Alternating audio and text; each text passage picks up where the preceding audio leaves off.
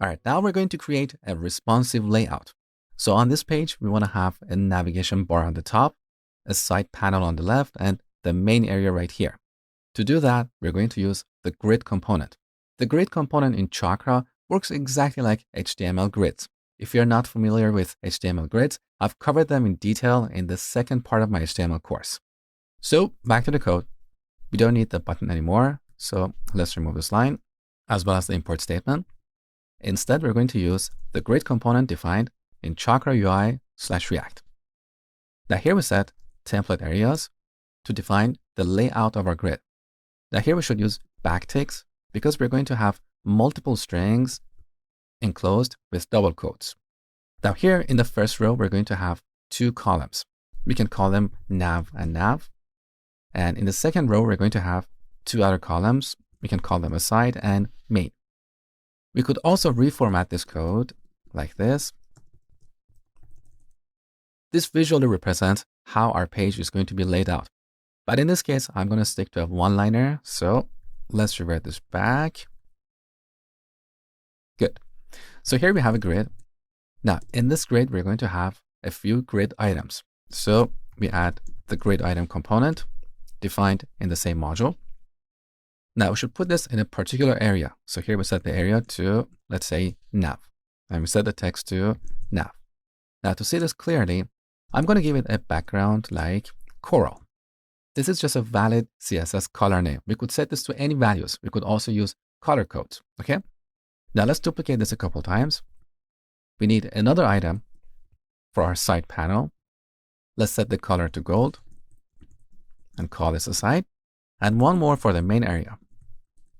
Main, I'm going to use Dodger Blue for this item. Main. Okay, save the changes. Here's what we have. Now in the browser, okay, that looks beautiful. Now on mobile devices, we want to hide the side panel. So back to the code. Here, when setting template areas, instead of setting this to a string, we want to set this to an object.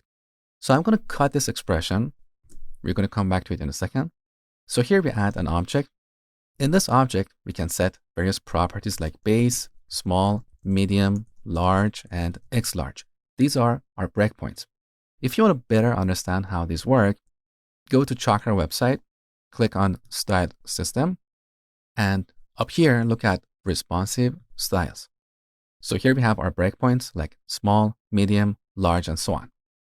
So back to this object. Here we need to define two different layouts, one for our mobile devices and one for large devices, which are devices with screens wider than 1024 pixels. So we set base to, now we paste the string that we just copied. Now on mobile devices, we want to have a single column, so just nav and main. We don't have aside, okay? Now on large devices, we use the previous template. So large devices are devices that are wider than 1024 pixels, okay? So here's our template. Now to see how this page looks on mobile devices, we bring up Chrome DevTools and click on this icon. Now we should see this on the top. So we can click here on mobile devices. This is our layout. It looks weird because we're still rendering the side panel. So back to the code. To make sure that our side panel is only rendered on large devices, we should wrap this inside a show component.